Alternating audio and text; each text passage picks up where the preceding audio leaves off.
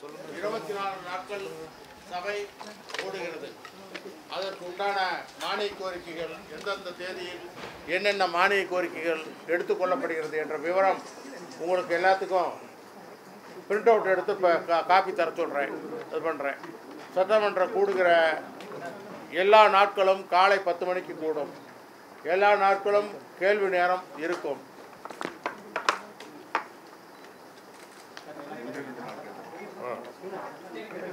சபை முடிவு செய்வதனால் இந்த கூட்டத்தொடரில் மறைந்த முதலமைச்சர் ஜெயலலிதாவின் படம் என்று சார் திறக்கப்பட இருக்கு? இல்லை இப்போ அது முதலமைச்சர் பிரைம் மினிஸ்டருடைய அப்பாயின்மெண்ட் டேட் கேட்டிருக்காரு. பிரைம் மினிஸ்டர் டேட் என்னைக்கு கொடுக்குறாரோ அன்றைக்கி வச்சு இந்த 24 நாட்களில் உறுதியாக திறக்கப்படுமா? இல்லை அது அவர் பிரைம் மினிஸ்டர் டேட் கொடுத்தா தானே. பிரைம் மினிஸ்டர் என்னைக்கு டேட் கொடுக்குற நாளில் நாங்கள் வச்சுக்கலாம். அதுக்கு நான் என்னைக்கு அவர் கொடுக்குறாரு அன்றைக்கி அதை நாங்கள் அதை விழாவை வச்சுக்குவோம். அதில் ஒன்றும் பெரிய தப்பு. மசோதாக்கள் எதுவும் தாக்கல் பண்ணப்படுது ஏனுங்களா இருக்கும். ஏனையா அப்பப்போ சில மானிய கோரிக்கைகளுக்கு மத்தியில் சில மசோதாக்களும் வருகிற போது மானிய கோரிக்கையை தொடர்ந்து நம்ம மசோதாக்களும் நிறைவேற்ற வேண்டியிருக்கும். மீதி இருக்கிறத கடைசி நாளில் எடுத்துக்கணும்.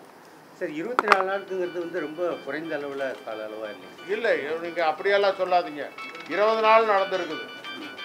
20 நாள் கூட மானிய கோரிக்கைகள் நடந்திருக்குது. இப்போ 24ங்கிறது ஒரு ரீசனபிள் டேட்டு. எதிர்கட்சி தலைவர்கள் உட்பட எல்லாம் திருப்தியாக இந்த ப்ரோக்ராமை ஒழுங்குபடி கொடுத்துருக்காங்க. அவங்களும் திருப்தியாக தான் இந்த ப்ரோக்ராமை ஏற்றுக்கிட்டு கொடுத்துட்டு போயிருக்காங்க. சார் மானிய ஒரு நாளைக்கு எத்தனை பேர் சார் பேசுவாங்க ஒவ்வொரு மானியத்தில்? அது நடைமுறை ஏற்கனவே இருக்கிற நடைமுறையை செயல்படுத்தப்படும். குறைவாக இருக்குன்னு ஏற்கனவே திமுக இல்லை அது அவங்க எத்தனை பேர் கொடுத்தாலும் அப்படி தான் சொல்லுவாங்க. அவங்களுக்கு ஏற்கனவே வரைமுறைப்பட்டிருக்குது. ஆளுங்கட்சிக்கு எவ்வளவு, எதிர்கட்சிகளுக்கு எவ்வளவு, ஒவ்வொரு கட்சிக்கு எவ்வளோங்கிறத நாங்கள் ஏற்கனவே வரைமுறைப்படுத்தியிருக்கிறோம். அதை வரைமுறைப்படுத்தினபடி நடைமுறைப்படுத்தப்படும். இதுவரையிலும் வரல, வந்தால் எடுத்துக்கொள்ளப்படும். இதுவரையிலும் எனக்கு வரல, மசோதா வந்தால் எடுத்துக்கலாம். இதுவரைக்கும் வந்திருக்கிற மசோதாக்கள் எதுவும் இல்லை. இப்போ இதுவரையிலும் எதுவும் மசோதாக்கள் கைக்கு வரல. வரும், இனிமேல் வரும். வருகிற போது தேவையான அவசியத்தின் கருதி எப்போ எடுத்துக்கணுமோ எடுத்துக்குவோம்.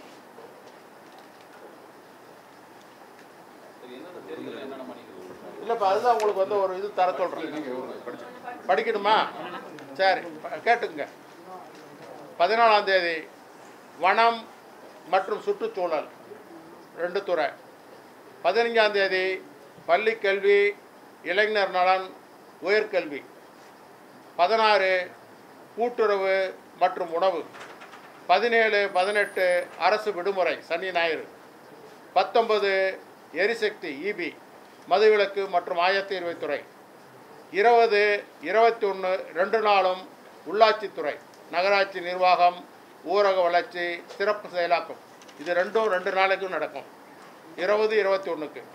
22 நீதி நிர்வாகம், சிறைச்சாலைகள், சட்டத்துறை, சுற்றுலா, கலை மற்றும் பண்பாடு.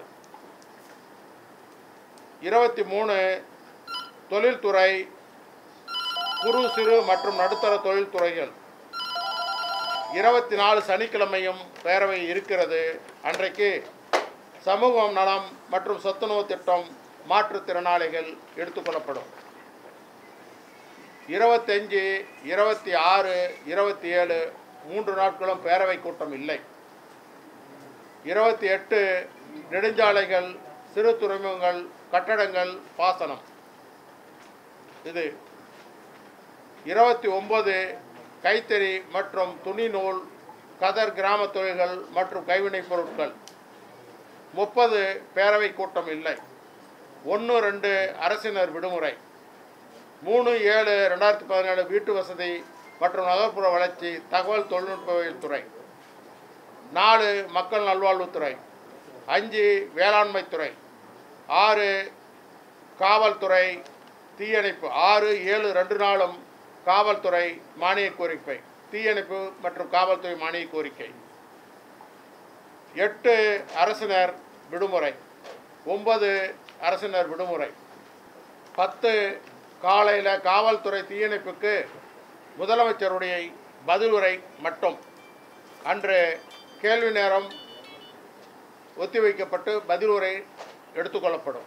அடுத்து முதலமைச்சருடைய பதிலுரை முடிந்தவுடனே வருவாய்த்துறை மற்றும் இயற்கை சீற்றங்கள் குறித்த துயர் தணிப்பு மானிய கோரிக்கை எடுத்துக்கொள்ளப்படும். 11 மீன்வளம், பால் வளம், கால்நடை பராமரிப்பு. 12 வணிக வரிகள், முத்திரைத்தாள்கள் மற்றும் பத்திரப்பதிவு. 13 தொழிலாளர் மற்றும் வேலைவாய்ப்புத்துறை, பிற்பட்டோர், மிகவும் பிற்பட்டோர் மற்றும் சிறுபான்மையினர் நலத்துறை. 14 செய்தி மற்றும் விளம்பரம், எழுதுபொருள் மற்றும் அச்சு, தமிழ் வளர்ச்சி, இந்து சமய அறநிலைத்துறை. 15 அரசு விடுமுறை. 16 அரசு விடுமுறை. 17 இயக்க ஊர்திகள் சட்ட நிர்வாகம் மற்றும் போக்குவரத்து துறை. 18 ஆதி திராவிடர் மற்றும் பழங்குடியினர் நலத்துறை.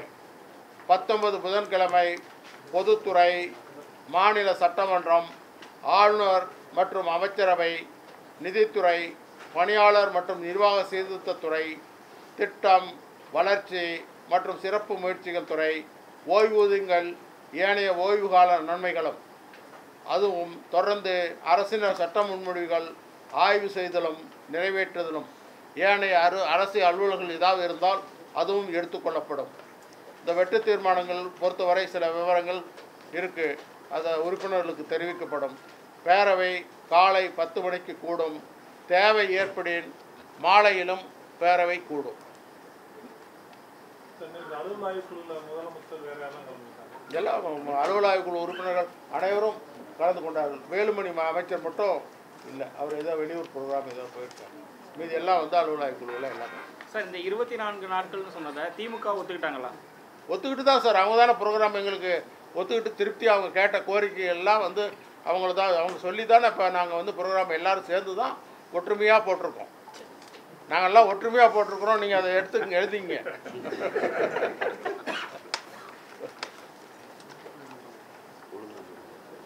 ஒரு மனதாக தீர்மானம் எல்லாருமே ஏற்றுக்கிட்டோம்.